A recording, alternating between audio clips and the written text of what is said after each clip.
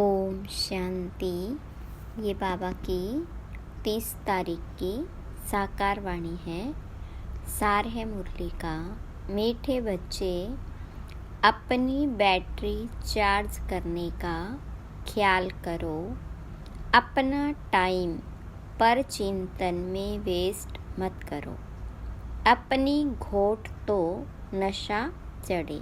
प्रश्न: ज्ञान 1 सेकंड का होते हुए भी बाप को इतना डिटेल से समझाने व इतना समय देने की आवश्यकता क्यों?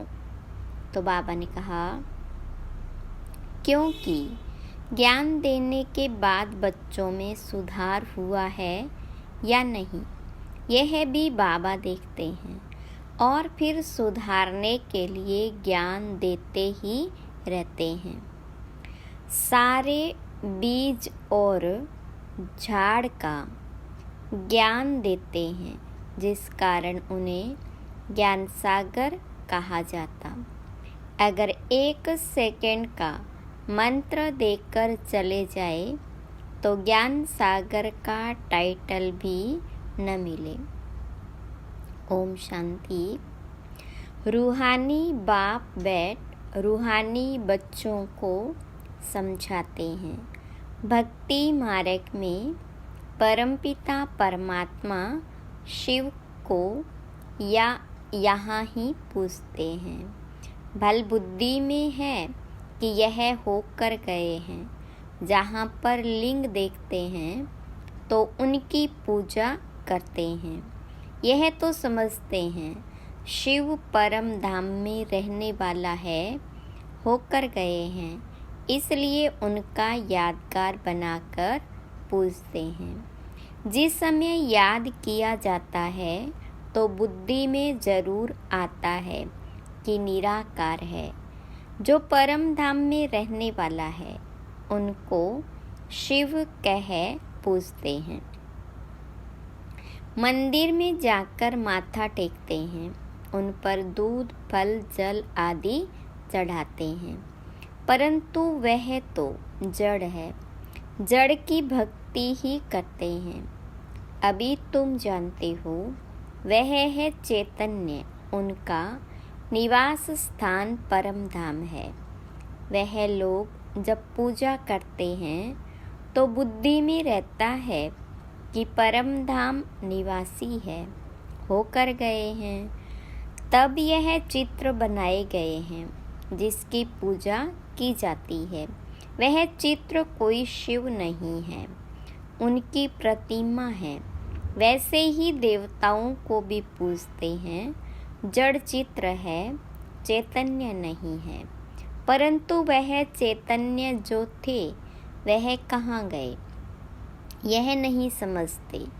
जरूर पुनर्जन्म ले नीचे आए होंगे। अभी तुम बच्चों को ज्ञान मिल रहा है। समझते हो जो भी पूज्य देवता थे वह पुनर्जन्म लेते आए हैं। आत्मा वही है, आत्मा का नाम नहीं बदलता, बाकी शरीर का नाम बदलता है। वह आत्मा कोई न कोई शरीर में है। पुनर्जन्म तो लेना ही है। तुम पूजते हो उनको जो पहले शरीर वाले थे। सतयुगी लक्ष्मी नारायण को पूजते हो। इस समय तुम्हारा ख्याल चलता है। जो नॉलेज बाबा देते हैं तुम समझते हो। जिस चित्र की पूजा करते हैं वह पहले नंबर वाला है। यह लक्ष्मी नारायण चैतन्य थे, यहाँ ही भारत में थे, अभी नहीं है। मनुष्य यह नहीं समझते कि वह पुनर्जन्म लेते लेते भिन्न नाम रूप लेते 84 जन्मों का पार्ट बजाते रहते हैं। यह किसके ख्याल में भी नहीं आता। सतयुग में थे तो जरूर, परंतु अब नहीं। यह भी किसको समझ नहीं आती। अभी तुम जानते हो ड्रामा के प्लान अनुसार फिर चैतन्य में आएंगे ज़रूर। मनुष्यों की बुद्धि में यह ख्याल ही नहीं आता। बाकी इतना ज़रूर समझते हैं कि यह थे, अब इनके जड़ चित्र है, परंतु वह चैतन्य कहाँ चले गए, यह किसकी बुद्धि में नहीं आता है। मनुष्य तो 84 लाख पुनर्जन्म कह देते। यह भी तुम बच्चों को मालूम पड़ा है कि 84 जन्म ही लेते हैं, न कि 84 लाख। अब रामचंद्र की पूजा करते हैं, उनको यह भी पता नहीं है कि राम कहाँ गया। तुम जानते हो कि श्री राम की आत्मा तो जरूर पुनर्जन्म लेती रहती है। यहाँ इम्तिहान में नापास होती है, परंतु कोई न कोई रूप में होगी तो जरूर ना। यहाँ ही पुरुषार्थ करते रहते हैं। इतना नाम वाला है राम का तो जरूर आएंगे, उनको नॉलेज लेनी पड़ेगी। अभी कुछ मालूम नहीं पड़ता है तो उस बात को छोड़ देना पड़ता है। इन बातों में जानने से भी टाइम वेस्ट होता है, इससे तो क्यों न अपना टाइम सफल करें। अपनी उन्नति के लिए बैटरी चार्ज करें। दूसरी बातों का चिंतन तो पर चिंतन हो गया। अभी तो अपना चिंतन करना है। हम बाबा को याद करें, वह भी जरूर पढ़ते होंगे, अपनी बैटरी चार्ज करते होंगे, परंतु तुमको अपनी करनी है। कहा जाता है अपनी घोट तो नशा चढ़े। बाबा ने कहा है जब तुम सतो प्रधान थे तो तुम्हारा बहुत ऊंच पद था। अब फिर पुरुषार्थ करो, मुझे याद करो तो विकर्म विनाश हो मंजिल है ना। यह चिंतन करते करते सतो प्रधान बनेंगे। नारायण का ही सिमरन करने से हम नारायण बनेंगे। अंत काल में जो नारायण सिमरे, तुमको बाबा को याद करना है जिससे पाप कटे, फिर नारायण बने। यह नर से नारायण बनने की हाईएस्ट युक्ति है। एक नारायण तो नहीं बनेंगे ना, यह तो सारी डिनाइस्टी बनती है। बाबा हाईएस्ट पुरुषार्थ कराएंगे। यह है ही राजयोग की नॉलेज। सो भी पूरे विश्व का मालिक बनना है। जितना पुरुषार्थ करेंगे उतना जरूर फायदा है। एक तो अपने को आत्मा जरूर निश्चय करो। कोई लिखते भी ऐसे हैं, फलानी आत्मा आपको याद करती है। आत्मा शरीर के द्वारा लिखती है। आत्मा का कनेक्शन है शिव बाबा के साथ। मैं आत्मा फलाने शरीर के नाम रूप वाली हूँ, यह तो जरूर बताना पड़े ना, क्योंकि आत्मा के शरीर पर ही भिन्न भिन्न नाम पड़ते हैं। मैं आत्मा आपका बच्चा हूँ, मुझ आत्मा के शरीर का नाम फलाना है। आत्मा का नाम तो कभी बदलता नहीं। मैं आत्मा फलाने शरीर वाली हूँ, शरीर का नाम तो जरूर चाहिए, नहीं तो कारोबार चल न सके। यहाँ बाबा कहते मैं भी इस ब्रह्मा के तन में आता हूँ। टेम्परेरी इनकी आत्मा को भी समझाते हैं। मैं इस शरीर से तुमको पढ़ाने आया हूँ, यह मेरा शरीर नहीं है। मैंने इनमें प्रवेश किया, फिर चले जाएंगे अपने धाम। मैं आया ही हूँ तुम बच्चों को यह मंत्र देने। ऐसे नहीं कि मंत्र देकर चला जाता हूँ, नहीं, बच्चों को देखना भी पड़ता है कि कहाँ तक सुधार हुआ है। फिर सुधारने की शिक्षा देते रहते हैं। सेकंड का ज्ञान देकर चले जाए तो फिर ज्ञान का सागर भी न कहा जाए। कितना समय हुआ है तुमको समझाते ही रहते हैं। झाड़ की भक्ति मार्ग की सब बातें समझने की डिटेल है। डिटेल में समझाते हैं, होलसेल माना मन मना भव, परंतु ऐसा कहकर चले तो नहीं जाएंगे, पालना देख रेख भी करनी पड़े। कई बच्चे बाबा को याद करते करते फिर गुम हो जाते। फलानी आत्मा जिसका नाम फलाना था बहुत अच्छा पढ़ता था, स्मृति तो आएगी ना। पुराने पुराने बच्चे कितने अच्छे थे, उनको माया ने हव कर लिया। शुरू में कितने आए, फट से आकर बाबा की गोद ली, भट्टी बनी। इसमें सबने अपना लक यानी भाग्य आजमाया। फिर लक आजमाते आजमाते माया ने एकदम उड़ा दिया, ठहर न सके। फिर 5000 वर्ष के बाद भी ऐसे ही होगा। कितने चले गए, आधा झाड़ तो जरूर गया। भल झाड़ वृद्धि को पाया है, परंतु पुराने चले गए। समझ सकते हैं उनसे कुछ फिर आएंगे जरूर पढ़ने। स्मृति आएगी कि हम बाबा से पढ़ते थे और सब अभी तक पढ़ते रहते हैं। हमने हार खा ली, फिर मैदान में आएंगे, बाबा आने देंगे, फिर भी भल आकर पुरुषार्थ करे, कुछ न कुछ अच्छा पद मिल जाएगा। बाबा स्मृति दिलाते हैं, मीठे मीठे बच्चे मामे कम याद करो तो पाप कट जाएंगे। अब कैसे याद करते हो? क्या यह समझते हो कि बाबा परम धाम में है? नहीं, बाबा तो यहाँ रथ में बैठे हैं। इस रथ का सबको मालूम पड़ता जाता है। यह है भाग्यशाली रथ, इनमें आया हुआ है। भक्ति मार्ग में थे तो उनको परम धाम में याद करते थे, परंतु यह नहीं जानते थे कि याद से क्या होगा।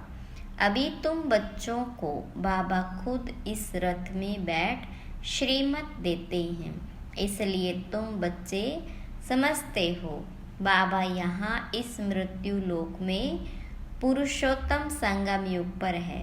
तुम जानते हो हमको ब्रह्मा को याद नहीं करना। बाबा कहते मामे कम याद करो, मैं इस रथ में रहकर तुमको यह नॉलेज दे रहा हूँ, अपनी भी पहचान देता हूँ। मैं यहाँ हूँ। आगे तो तुम समझते थे परम धाम में रहने वाला है, होकर गया, परंतु कब यह पता नहीं था। होकर तो सब गए हैं ना। जिनके भी चित्र हैं अभी वह कहाँ है यह किसको पता नहीं। जो जाते हैं वह फिर अपने समय पर आते हैं, भिन्न भिन्न पार्ट बजाते रहते हैं। स्वर्ग में तो कोई जाते नहीं। बाबा ने समझाया है स्वर्ग में जाने के लिए तो पुरुषार्थ करना होता और पुरानी दुनिया का अंत, नई दुनिया की आदि चाहिए, जिनको पुरुषोत्तम संगम युग कहा जाता है। यह ज्ञान अभी तुमको है। मनुष्य कुछ नहीं जानते, समझते भी हैं। शरीर जल जाता है, बाकी आत्मा चली जाती है। अब कलयुग है तो जरूर जन्म कलयुग में ही लेंगे। सतयुग में तो जन्म भी सतयुग में लेते थे, यह भी जानते हो।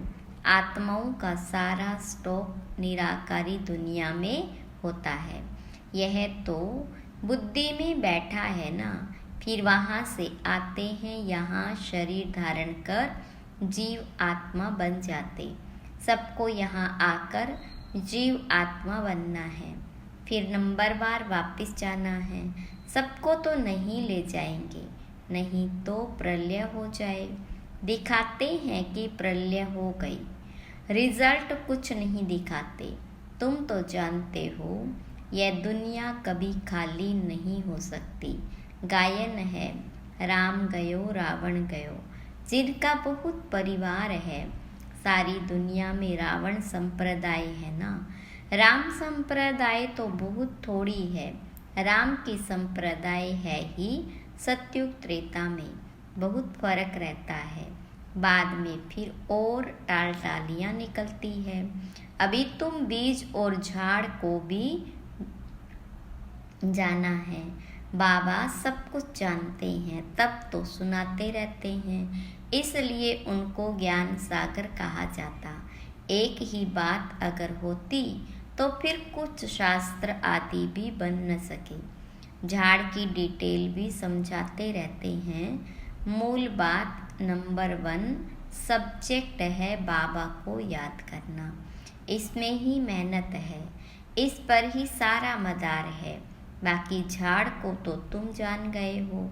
दुनिया में इन बातों को कोई भी नहीं जानते। तुम सब धर्म वालों की तिथि तारीख आदि सब बताते हो। आधा कल्प में यह सब आ जाता। बाकी है सूर्यवंशी और चंद्रवंशी, इनके लिए बहुत युग तो नहीं होंगे ना। है ही 2 युग, वहाँ मनुष्य भी थोड़े हैं। 84 लाख जन्म तो हो भी न सके। मनुष्य समझ से बाहर हो जाते हैं, इसलिए फिर बाबा आकर समझ देते हैं। बाबा जो रचयिता है वही रचता और रचना के आदि मध्य अंत की नॉलेज बैठ देते हैं। भारतवासी तो बिल्कुल कुछ नहीं जानते, सबको पूछते रहते हैं। मुसलमानों को, पारसी आदि को जो आया उनको पूजने लग पड़ेंगे, क्योंकि अपने धर्म और धर्म स्थापक को भूल गए। और तो सब अपने अपने धर्म को जानते हैं, सबको मालूम है फलाना धर्म कब किसने स्थापन किया। बाकी सतयुग त्रेता की हिस्ट्री ज्योग्राफी का किसको भी पता नहीं। चित्र भी देखते हैं। शिव बाबा का यह रूप है, वही ऊंच ते ऊंच बाप है, तो याद भी उनको करना है। यहाँ फिर सबसे जास्ती पूजा करते हैं श्री कृष्ण की, क्योंकि नेक्स्ट में है ना। प्यार भी उनको करते हैं, तो गीता का भगवान भी उनको समझ लिया। सुनाने वाला चाहिए तब तो उनसे वर्षा मिले। बाबा ही सुनाते हैं। नई दुनिया की स्थापना और पुरानी दुनिया का विनाश कराने वाला और कोई हो न सके सिवाय एक बाबा के। ब्रह्मा द्वारा स्थापना, शंकर द्वारा विनाश, विष्णु द्वारा पालना, यह भी लिखते हैं। यहाँ के लिए ही है, परंतु समझ कुछ भी नहीं। तुम जानते हो वह है निराकारी सृष्टि, यह है साकारी सृष्टि। सृष्टि तो यही है, यहाँ ही राम राज्य और रावण राज्य होता है। महिमा सारी यहाँ की है, बाकी सूक्ष्म वतन का सिर्फ साक्षात्कार होता है। मूल वतन में तो आत्मा ही रहती है, फिर यहाँ आकर पार्ट बजाती है। बाकी सूक्ष्म वतन में क्या है यह चित्र बना दिया, जिस पर बाबा समझाते तुम बच्चों को ऐसा सूक्ष्म वतनवासी फरिश्ता बनना है। फरिश्ते हड्डी मांस पीकर होते हैं, कहते हैं ना। दादी जी ऋषि ने हड्डियाँ भी दे दी, बाकी शंकर का गायन तो कहाँ है नहीं। ब्रह्मा विष्णु का मंदिर है, शंकर का कुछ है नहीं, तो उनको लगा दिया विनाश के लिए। बाकी ऐसे कोई आँख खोलने से विनाश करता नहीं है। देवताएं फिर हिंसा का काम कैसे करेंगे? न वह करते हैं, न शिव बाबा ऐसा डायरेक्शन देते हैं। डायरेक्शन देने वाले पर भी आ जाता है ना, कहने वाला ही फंस जाता है। वह तो शिव शंकर को भी इकट्ठा कह देते। अब बाबा भी कहते मुझे याद करो, मामे कम याद करो। ऐसा तो नहीं कहते शिव शंकर को याद करो। पतित पावन एक को ही कहते हैं। भगवान अर्थ सहित बैठ समझाते हैं, यह कोई जानते नहीं है, तो यह चित्र देख मुझ पड़ते। अर्थ तो जरूर बताना पड़े ना, समझने में टाइम लगता है। कोटों में कोई विरला निकलता है, मैं जो हूँ जैसा हूँ, कोटों में कोई ही मुझे पहचान सकते हैं। अच्छा, मीठे मीठे सिकीलदे बच्चों प्रति माता पिता बाप दादा का याद प्यार और गुड मॉर्निंग। रूहानी बाप की रूहानी बच्चों को नमस्ते। रूहानी बच्चों की रूहानी बाप दादा को याद प्यार गुड मॉर्निंग और नमस्ते। धारणा के लिए मुख्य सार। पहली पॉइंट, किसी भी बात के चिंतन में अपना समय नहीं गंवाना है, अपनी मस्ती में रहना है। स्वयं के प्रति चिंतन कर आत्मा को सतो प्रधान बनाना है। दूसरी पॉइंट, नर से नारायण बनने के लिए अंत काल में एक बाबा की ही याद रहे। इस हाईएस्ट युक्ति को सामने रखते हुए पुरुषार्थ करना है। मैं आत्मा हूँ, इस शरीर को भूल जाना है। वरदान, दाता की देन को स्मृति में रख सर्व लगावों से मुक्त रहने वाले आकर्षण मुक्त भव। विस्तार, कई बच्चे कहते हैं कि इनसे मेरा कोई लगाव नहीं है, परंतु इनका यह गुण बहुत अच्छा है या इनमें सेवा की विशेषता बहुत है, लेकिन किसी व्यक्ति या वैभव के तरफ बार बार संकल्प जाना भी आकर्षण है। किसी की भी विशेषता को देखते गुणों को व सेवा को देखते दाता को नहीं भूलो। यह दाता की देन है। यह स्मृति लगाओ से मुक्त आकर्षण मुक्त बना देगी, किसी पर भी प्रभावित नहीं होंगे। स्लोगन, ऐसे रूहानी सोशल वर्कर बनो जो भटकती हुई आत्मा को ठिकाना दे दो, भगवान से मिला दो। अच्छा, ओम शांति।